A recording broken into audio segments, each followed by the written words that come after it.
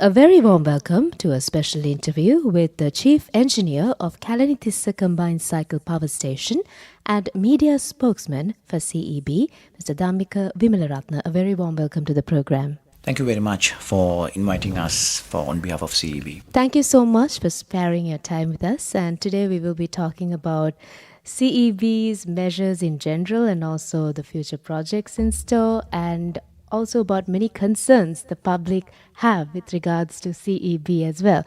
So initially, I would like you to give us an overview of Sri Lanka's current power generation capacity and how it compares with the country's peak electricity demand.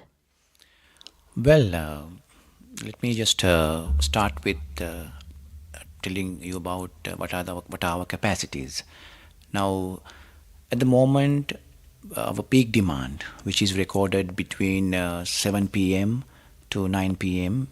every day, reaches for about 2,700 megawatt, and that is we have about 1,400 megawatt of hydro and another 1,400 megawatt of megawatt capacity of thermal power plants, and again another 1,400 megawatt of solar PV already. And as you all know, in the night we don't have solar, so we have to manage with other plants. And all in all, apart from this Norachole, which gives 900 megawatt of capacity, and so all other power plants are somewhat smaller in nature. Of course, our capacities are much higher than our demand, but the problem here is not the capacities. Problem that we have at present is the capacity shortage is not a problem at all.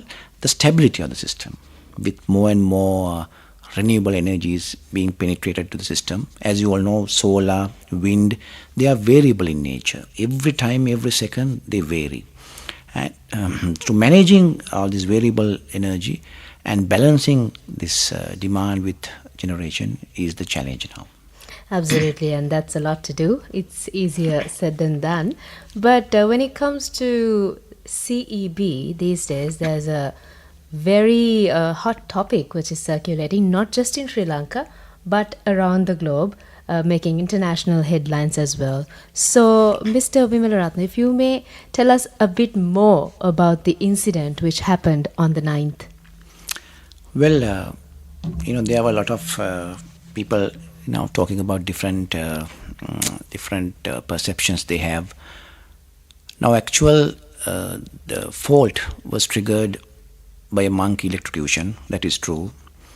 In the world, we should appreciate the fact that a lot of power grid failures can be triggered by different factors, like let's say extreme weather condition and electrical technical faults, and even wildlife interactions. That is what just happened. That is what just happened. Right. Now, on this particular day, the 9th of this month, that was a Sunday, which we called a particular day as a sunny Sunday. There was a sunny Sunday effect that happened. It's a very interesting term, sunny Sunday effect. Mm-hmm. What is that? Well, sunny Sunday effect is, that day being a Sunday and being a holiday, the demand for electricity, because the industries, the commercial establishments, all are closed. And so the demand on the system, electricity demand, is at a very low level. Whereas it being a Sunday and the irradiation level of the sun is very, very much high. So the solar PV, the solar power systems, they generate at a very peak level. And because there are lots of solar being connected to the system, and most of the generation are managed with this variable renewable energy, variable solar power and variable wind. So the large rotating generators, in terms of like Norachole or other power plants, they are at very minimum level connected to the system. So the inertia, the support, the stability support from these large machines were very less. So the power system was at a very kind of a weak stability state. So this is called a sunny Sunday effect, in fact. On this particular day, at about 11:13, we had the same effect, and the demand seen at the system control center was about 730 megawatt or something. And at that time, And in general, how many megawatts? in other times, like on a weekday, Right. it would have been like 1,300, 1,400 megawatt, that range. So on the Sunday at this time, the demand what we saw in the system, because all this solar generation is not seen at the system control center. What you have on your rooftops, we don't know how much it's generating, and that changes with time to time, every seconds, depending on the solar radiation.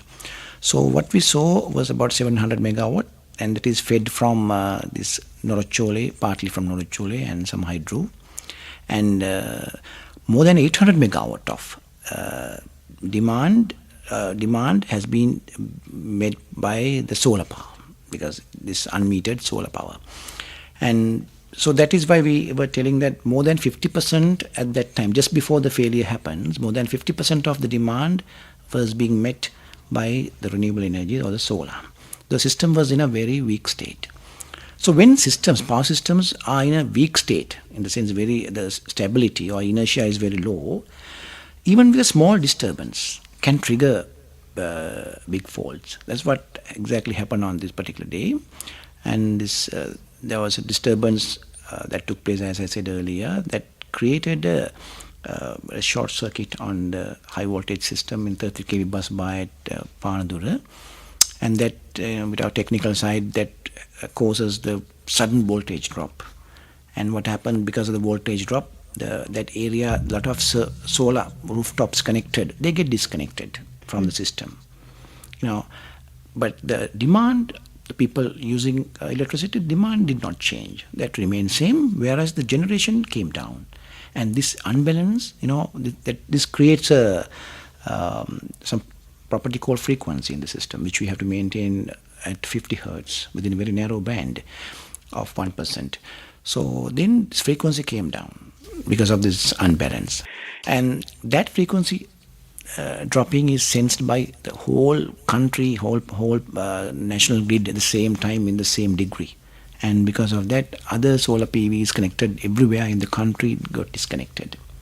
And because their inverters are set in such a way, when they see a frequency drop like that, they get disconnected. And finally, the frequency came down further.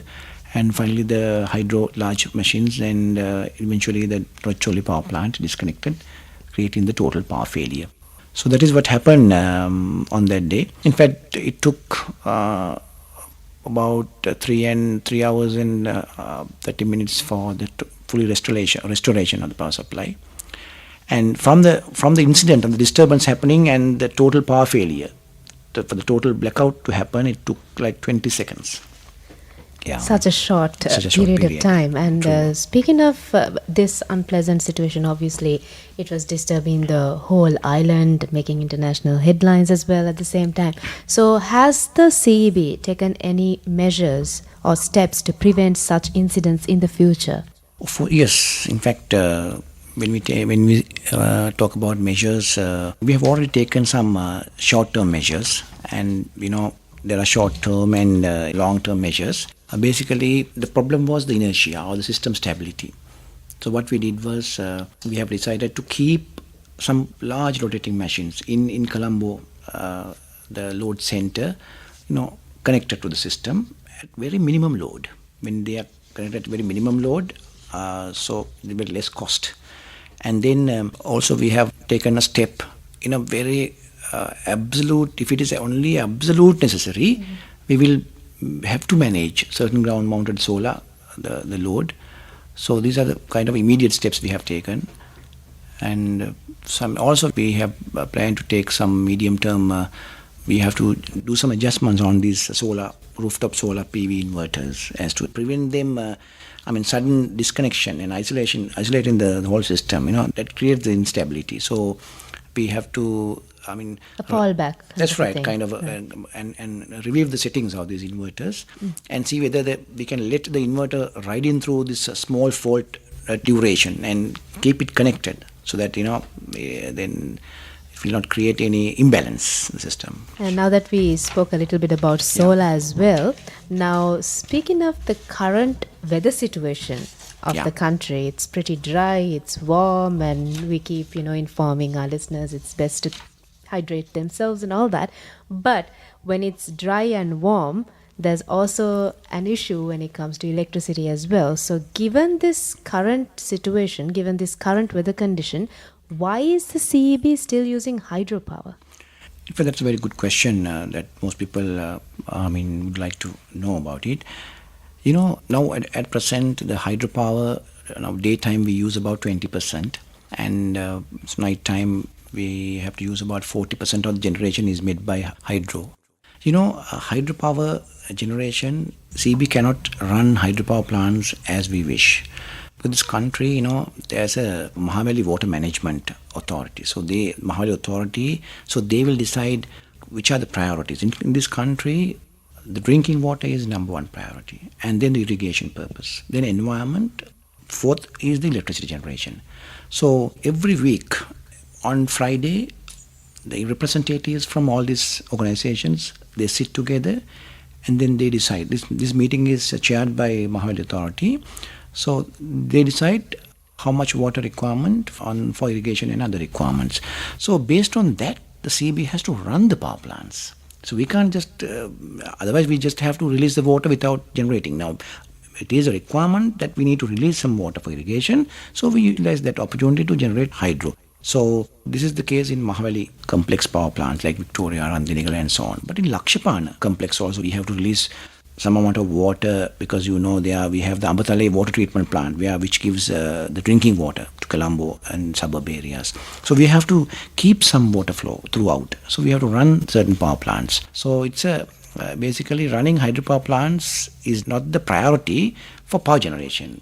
Priority is for irrigation and other water requirements. So we have to run these hydropower plants. At the same time, as you rightly mentioned, it's a very dry period. We expect rainfall by about end of April. So we have to manage water for everything, power generation, irrigation and everything. Any measures taken to ensure that there's enough water reserve for future needs in terms of drinking and for power?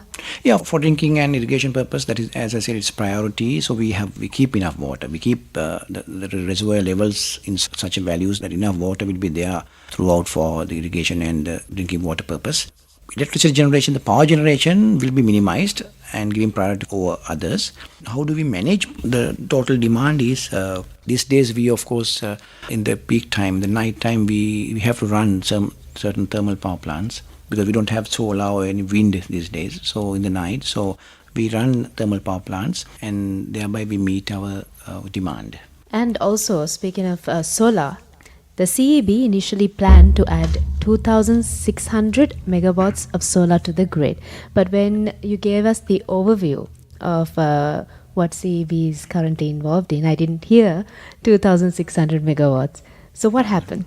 So that's a good question. It's also very popular among people. Why CEB kind of committed the 2,600 megawatt of solar in 2023?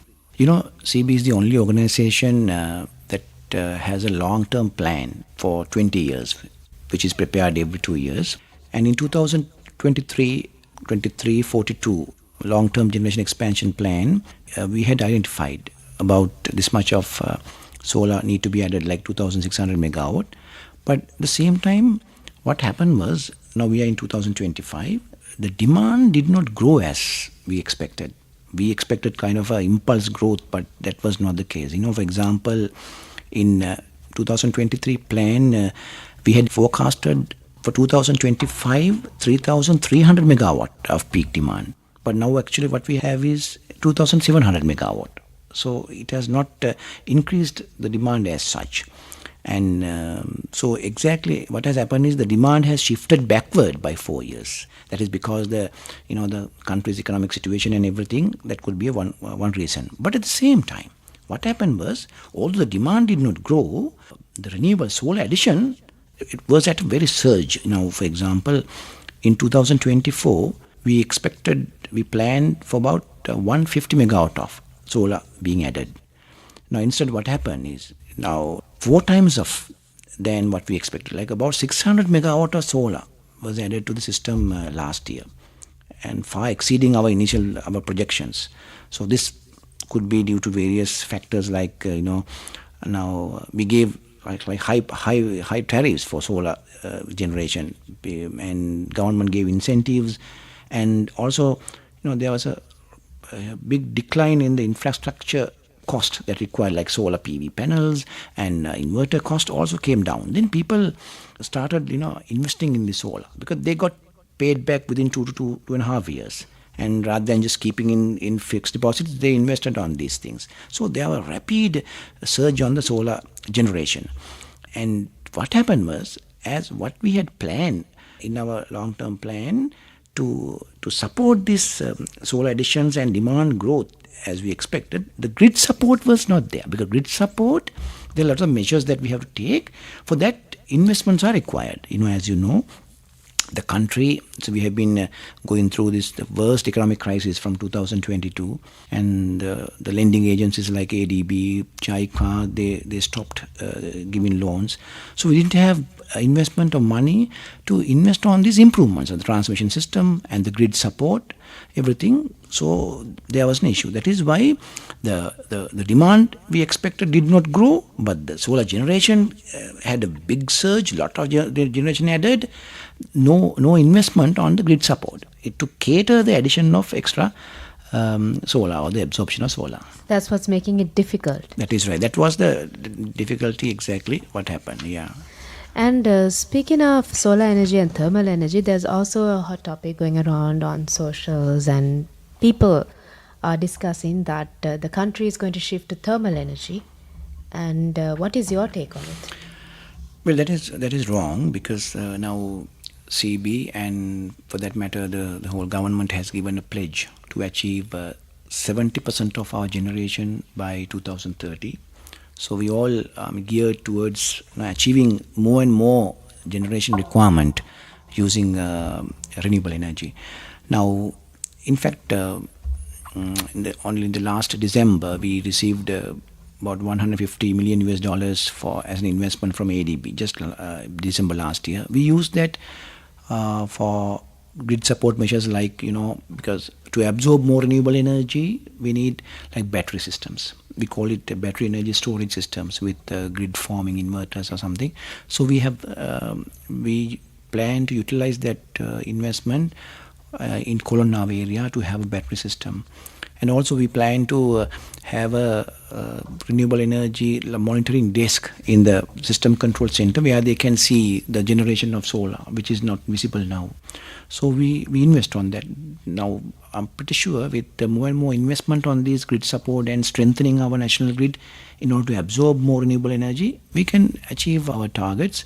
And even now with the next, if you take the draft long-term generation expansion plan, we have the next 5 years, 6 years, you take all our renewable energy, solar additions we have planned. So, of course we need thermal power plants, that to support all this inertia and everything. But we have to have a balance between everything. It's a mix of energy we need. Otherwise, it's very difficult. Yeah. I like the term mix of energies. And speaking of solar and thermal, you did mention about investments in terms of improving the renewable energy sector. So speaking of that, what measures could encourage more private sector participation in this? Yeah, well, now that's a very good question. Now we have identified as a long-term measure in order to absorb more renewable energy into our system, to have we can say it's a water battery. All these batteries, for the very first time in the country, we are going to have a water battery. Now, what is this water battery? That is, yes. Let me explain. Now imagine during daytime only we have solar, and a lot of solar being added to the system. We can utilize that energy, solar power, to pump water in a bottom reservoir to upper reservoir. We have two reservoirs, one on the bottom and one on the top. Bottom reservoir water we can pump to the upper reservoir during daytime using the solar energy. And in the night, there's no solar, when the demand is also very high, we can run that plant as a normal hydropower plant, as a generating mode. You use that water. That is, we call in the world, we use this pumped hydropower plants. So this is called water battery. It's a kind of battery. Interesting. Yeah. It's like you charge it and keep it to use Exactly. when there's no solar energy. Exactly. So that way, of course, that has, when you using electricity, where you pump water upside and upper reservoir, and then generation, there's a loss of energy of about 20%. That's true, but that is a very good long-term measure we can have in Sri Lanka. In fact, we have identified certain areas. We have done feasibility studies for that in Kegol district. In Kagol district, we have identified a suitable location, and we have estimated for about 450 million US dollars required as the investment for this project. And by year 2032, we expect that to be in our system. So I'm pretty sure we are in a very good path to achieve more and more renewable energy into our system. But remember, renewable energy, solar, wind are not free. They have to adapt to our system. There are investment required. The cost involved here. Exactly. Everything involves money at the end of the day. True. And Mr. Wimalarathna, you spoke about grid. Yeah. So from a layman's point of view, what is grid support? Yeah. Now I'll put it in this way. Now imagine, say when somebody switched on a light, right? Now this electricity, now when somebody switched on a light, the same time we have to generate that amount. Somewhere in some power plant has to generate. So what will happen is, when somebody switches on a light, right? Then that is sensed by all these big rotating machines. The solar power, they cannot increase very quickly. Now this, let's say a hydro machine, now rotating machine. So when somebody switches on a light, that is sensed by this hydropower generator plant. So then it has this, because it's rotating, we learn in the rotating something, it has some rotational energy. What it does is, it gives that energy, electricity, to this rotational energy. The moment somebody switches on your light, the lights comes now. But where this electricity comes, somebody has to give. To increase manually, it will take some time, like 5 seconds or something. So, but your light comes quickly. So that is by this rotational energy. That is why you have to have in this system some rotational generators which have this rotational energy. So now, just having solar, you don't have rotational energy there. Then that is why we say, when you have rotational energy only, the system has stability. System has the inertia to cater this demand. And so then to have a stable power system, you have to have either rotational big machines, or you have to have batteries, so that the stored batteries can feed the energy anytime. So, but currently we don't have large batteries, so we have to have investments on these batteries. So all these are called grid support. They support our grid. They make the grid ready. Infrastructure. They make the grid ready for future solar and other renewable energy absorption. Very interesting, because we see the lights switching on, and we see the room being lit as soon as we switch it on. But there's a lot going on behind the scene. True. So that's the rotation we need. Yeah. And people are always talking about stability as well. Yeah. So what is this stability they're talking about? Yeah. So these are some technical aspects. Power, now exactly on the particular day, 9th, the total power system failure happens because of the stability issue. So now, when we say electricity network, there are two parameters that we have to maintain always. Number one is the voltage. Number two is the frequency, they call. So this voltage and frequency, we have to maintain within narrow bands. Now, if you take frequency, the 50 hertz, you may have heard the 50 hertz. And this we have to maintain between like 49.5, 50.5, something like that.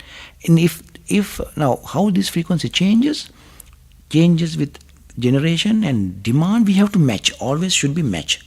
If either generation change or the load change, then the unbalance comes. That will affect the frequency, because changing this frequency in a larger way will have an impact on these big machines in the power plant. So that is why we have to maintain. So maintaining this frequency and voltage within certain limits, we call a stable power plant.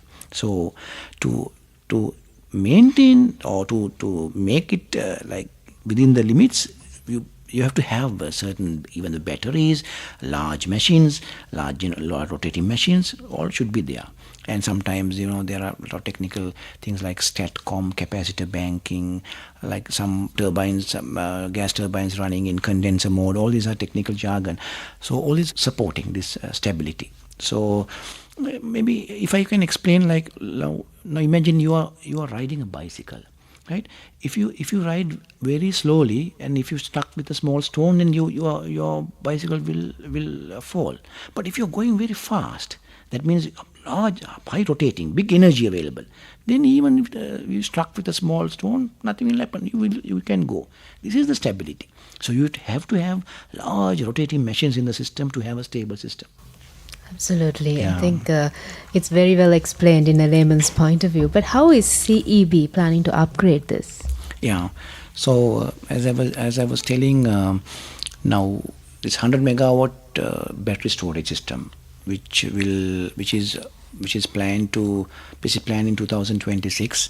Now we have taken certain measures to accelerate that, and we have received an investment from ADB, loan from ADB.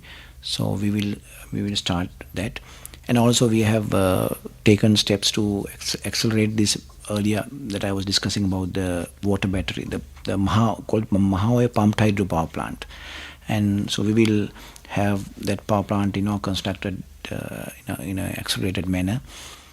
And also there are certain measures we can take. Utilize this solar also, like say for example, we can future solar, we can request rooftop solar to have some batteries also. We can design certain tariffs and prioritize those who have solar infrastructure, their rooftop solar with batteries, than those who don't have just batteries. So like we can do, yes. And Mr. Wimalarathna, recently, last year, Yeah. we witnessed the opening of the Uma Oya project as well. So how has this impacted? Yeah, Humayo is now we utilize that. It adds about 120 megawatt of power to the system, and it's generating. And this year we plan to have another Morogol hydropower plant, and Broadlands also added a few years ago. And so Humayo is adding to the power plant. It's commissioned, so no issue at all. Finally, if you may also take us through the other future developments in the electricity sector. Yeah. Now, of course, we have to go for, as we all know, when the whole world is going for renewable energy, but the issues like what we experience in this country is not new to the whole world. Now, if you take California, the United States, they have the same problem. In fact, they have started curtailment on solar energy because they have abandoned solar there. In Australia also they have, but But why? Because that is their system stability wise, because they have more and more renewable energy and no large machines, stability issues coming, and because they have enough of power there. But Sri Lanka, we have not come to that stage. Still we are in a manageable situation. So we have our plans to absorb more energy using solar and wind, and for that necessary grid support, the batteries and everything we will be implementing very soon. So people need not to be worried at all. So CB will do whatever that is necessary to generate power using renewable energy. Remember, but this is at cost. So we have to do certain investments. We have to review certain tariffs for future solar installations. So we will see what we can do. At the same time, we have to go for wind power projects. In Mana, we have to do for wind power. So we'll see what we can do. Thank you very much, Mr. Dhammika Wimalarathna, for giving us an insight and an overlook as to what happened and how things work at the CEB, because I'm pretty sure the layman would understand what you said. And thank you very much for this very insightful discussion. It's a pleasure, and once again, thank you very much for inviting us and express our views on this. Thank you very much once again. And you've been listening to a very special interview with the Chief Engineer of Kalanithisa Combined Cycle Power Station and the media spokesman for Ceylon Electricity Board, Mr. Dhammika Wimalarathna.